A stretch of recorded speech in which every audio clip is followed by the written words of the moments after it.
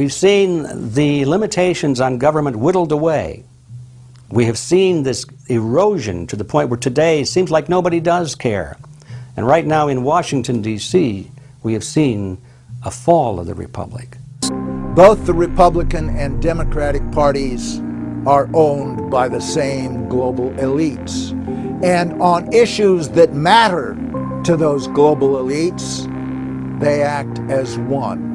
They've wrapped themselves in the American flag, and they've talked about preserving American heritage and principles, and all the while they're working to merge us into a new world order where our sovereignty will be destroyed. We'll lose all connection with our American heritage.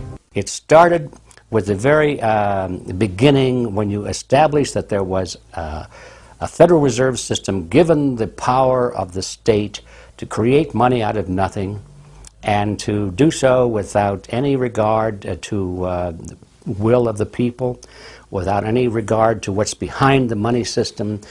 In other words, strictly political and economic motives for the bankers and the politicians. Once you granted that power to a group, the Federal Reserve System, the economic crisis was inevitable. This has happened before. Every time in history when the government was given the power, or a group of banks in conjunction with the government was given the power to expand the money supply at will, those economic systems always wound up in crisis and always collapsed.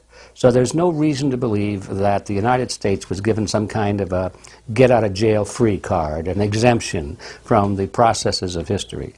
So the economic crisis began at the very beginning, and as a matter of fact, when the founders of the Federal Reserve System met on Jekyll Island back in 1910 and were drafting the Federal Reserve Act, one of the things they discussed was how to pass on the inevitable losses to the taxpayers. They knew that inevitably something like this would happen, and they knew that there had to be some way to get out of it without destroying the banks, of course, because they were the banks. And they said, aha, we'll go into partnership with the government, we'll take our cartel agreement and pass it into law, call it the Federal Reserve Act, and we'll make the taxpayer come online and be responsible to bail us out if and when the failure finally comes.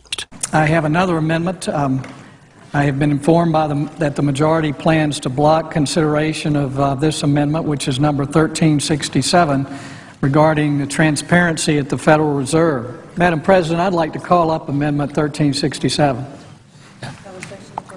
Without objection, the clerk will report. The Senator from South Carolina, Mr. DeMint, proposes amendment number 1367.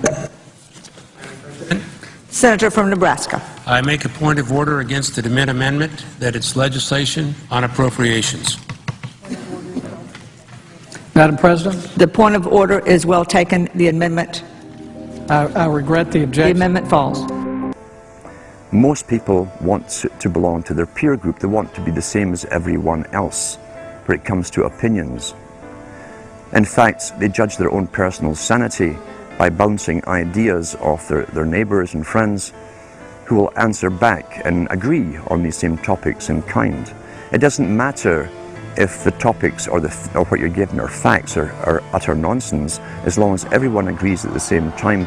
You'll say, well, I'm sane, and your friends will all agree because they've had the same information given to them. But they've been programmed, and I'm sad because I know that it's hard for people like that to take an interest, a serious interest in world affairs, to take a serious interest in what their elected officials are doing.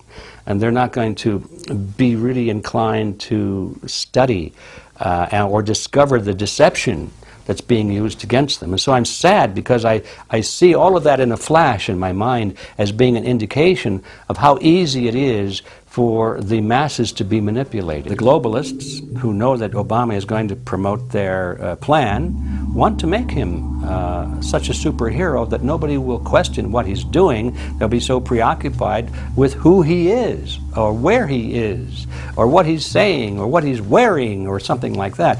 The idea of making him into a celebrity is very valuable because that way people are less inclined to ask, what is he doing? So that's very useful to these people.